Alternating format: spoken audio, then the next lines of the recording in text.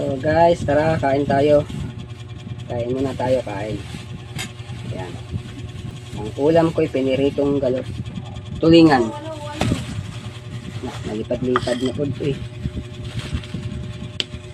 Tsaka adobong atay ng manok. So matabangin ko. Saan talagang tabo? Sa mesa. Strong.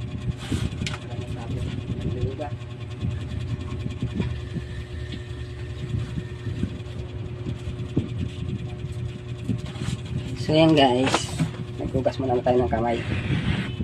Yan. Kain po. Ulam ko ay adobong atay. Tapos beritong galunggong. Beritong tulingan pala, galunggong ako ng galunggong. Kasi laki kasi ng galunggong.